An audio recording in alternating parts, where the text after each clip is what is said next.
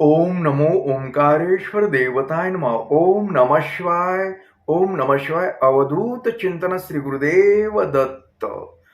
मंडळी, शंका समाधान या कार्यक्रमासाठी मी संगमेश्वर गिरी श्री क्षेत्र ओंकारेश्वर देवस्थान बिलोद्यान जानेगाव इथून आपलं सर्वांचं हार्दिक स्वागत करतो.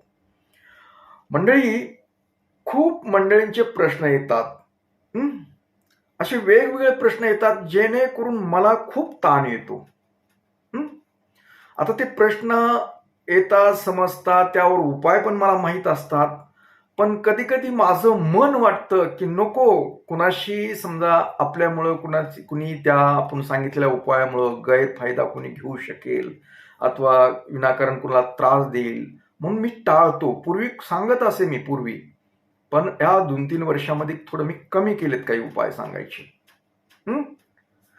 कारण काय होतं, सर्व लोक सारखे नसतात, कुणाची मनं कशी असतात काय, आपल्या उपायाचा गैरवापर होऊ नये यासाठी मी थोडी काळजी घ्यायला चालू केली, कारण अनुभव आले मला तशी. तरी समजा माझे काही लोक जोडलेले गेलेले आहेत, खूप वर्षापासून जोडले गेले आहेत. मग एवढ्या वर्षापासून माझ्याशी संपर्कात आहेत, चांगले संबंध असतात, फोन द्वारे सारखे म्हणजे संपर्कात असतात माझे. आणि त्या लोकांची ज्यावेळेस अशी समस्या काही येते, त्यावेळेस मग मला वाटतं की आपण हा उपाय सांगावा.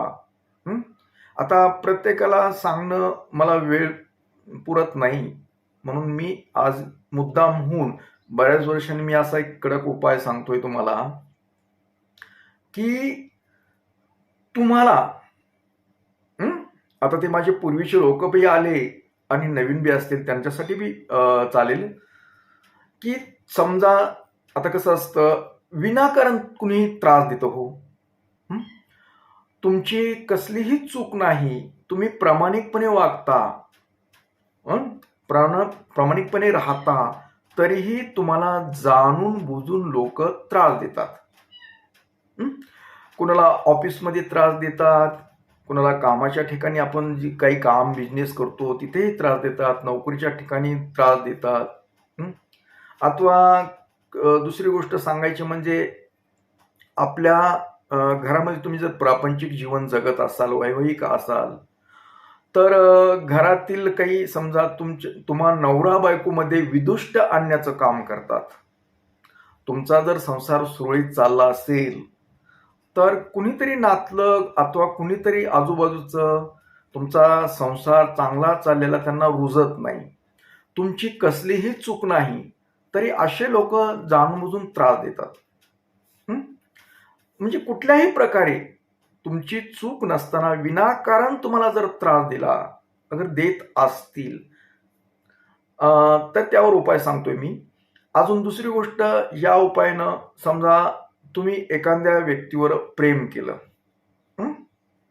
खूप प्रेम केलं, निर्मळ मनाने प्रेम केलं, मग तुम्ही स्त्री असाल पुरुष असाल हा प्रश्न नाही याच्यामध्ये, आणि समोरची व्यक्तीचं तुमचं चांगलं व्यवस्थित सुरळीत चाललंय, व्यवस्थितपणे चाललंय, पण कुणीतरी तिसरी व्यक्ती आली तुम्हा दोघांच्या प्रेमामध्ये आणि त्या तिसऱ्या व्यक्तीनं तुमच्या प्रेमामध्ये काहीतरी ढवळाढवळ केली आणि तिच्यामुळे तुमची काही प्रेम करणारी व्यक्ती होती, अगर तुमचं चांगलं सुरळीत चाललं होतं, त्याच्यामध्ये त्या व्यक्तीनं काडी घातली अथवा आडकाठी केली तयार, तुमच्यामध्ये गैरसमज निर्माण केले, काहीतरी तुमच्याबद्दल काहीतरी सांगितलं, म्हणून ती तुमची एक चांगली प्रेम करणारी, चांगले तुमचे संबंध असणारी व्यक्ती तुमच्यापासून दुरावली केवळ त्या तिसऱ्या व्यक्तीमुळे.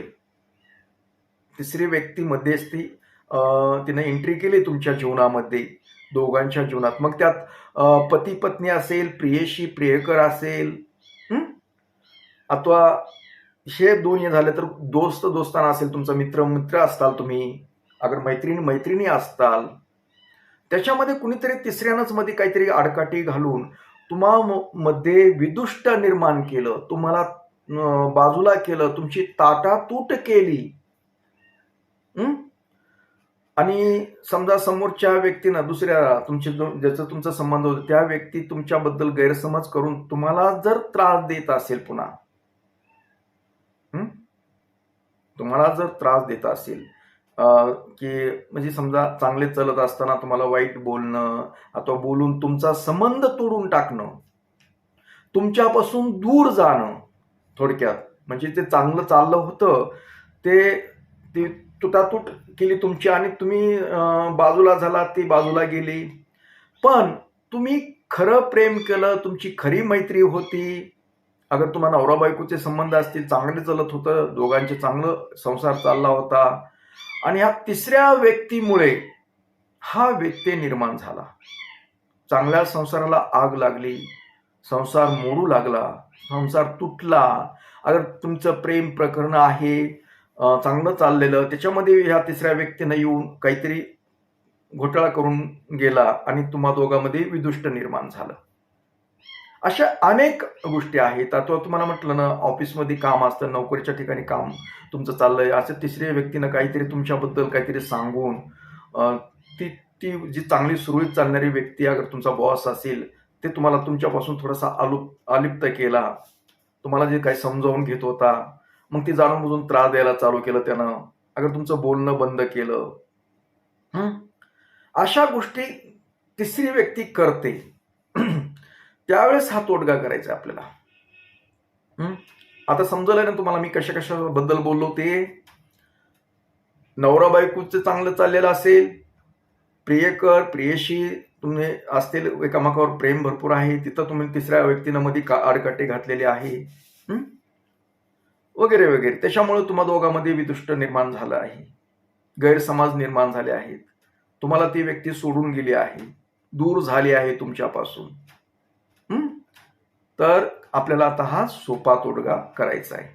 आता तोडगा जे आहे, मी फक्त काही गुप्त लोकांना समजा माझ्याशी कॉन्टॅक्टमध्ये असते त्यांना फोनवर वगैरे सांगत असतो, कारण माझे जी लोक आहेत त्यांना असा त्रास होतो, त्यांच्यासाठी मी बोलत असतो. पण मला वाटलं की बऱ्याच दिवसानं लोकांना काय होतं की महाराजाला काही समजत नाही, की महाराजाला काही कळत नाही, की महाराजाला काही उपाय नाहीत काही, असा काही त्यांचा समज आहे. त्यांना मुद्दाम म्हणून हा प्रयोग करायला लावायचा आहे. आता हा प्रयोग करायला लावायचा म्हणजे काय, प्रयोग काही असा हार्ड नाही आणि हा प्रयोग हा सिद्ध केलेला तोडगा आहे, उपाय आहे. याच्यात काही शंका नाही. कारण मी जो मंत्र देतोय तुम्हाला, जो मंत्र करायला लावणार आहे तुम्हाला, तो मंत्र असा आहे की तो मंत्र सिद्ध केलेला आहे. दररोज मंत्र तो सिद्ध केला जातो. मी दररोज तो मंत्र सिद्ध करतो, जेणेकरून ह्या मंत्राचा वापर तुम्ही लोकांनी केला तर तुमचं काम झालं पाहिजे. यासाठी तो दररोज मंत्र मी सिद्ध करतो आणि तुम्हाला उपयोगाला आणण्यासाठी तो ऊर्जामय करून टाकतो त्याला.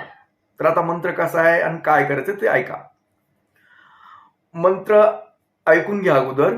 हा मंत्र आहे, ओम नमो ओंकारेश्वर देवताय.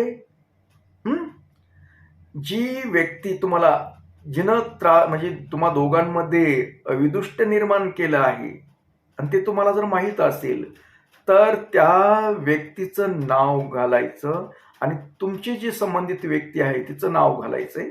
तर ते नाव कसं घालायचं ते सांगतो. ओम नमो ओंकारेश्वर देवताय. तुमची जी संबंधित व्यक्ती होती, पत्नी असेल, प्रेयशी असेल अथवा प्रियकर असेल, त्याचं नाव अगोदर, त्यानंतर काय पुढे विदुष्ट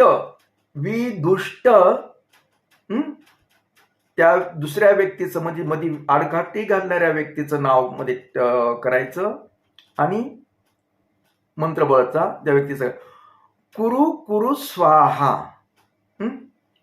ओम नमो ओंकारेश्वर देवताय अमुक विदुष्ट अमुक कुरु कुरु स्वाहा. म्हणजे अमुकच्या जागेवर आहे ते त्या व्यक्तीचे नाव घालायचं, तुमची व्यक्ती अगोदर, त्यानंतर. आता ह्या मंत्र केल्यानंतर काय होतं ते सांगतो तुम्हाला. हा मंत्र केल्यानंतर जी तुमच्या संबंधित, आता एक उदाहरण घेऊया आपण, तुमची प्रेयशी अगर प्रियकर होता आणि त्याच्यामुळे तिसरी व्यक्ती मध्ये आलेली आहे, ती मध्यस्थी आलेल्या व्यक्तीचं नाव घातल्यानंतर जे तुमची व्यक्ती आहे, तुमची आणि ती व्यक्ती, त्या दोघांमध्ये विदुष्ट येतं. म्हणजे त्यांचं असं भांडण होतं, भांडण होईल, पण अथवा त्याच्या पुढचं काही होऊ शकतं.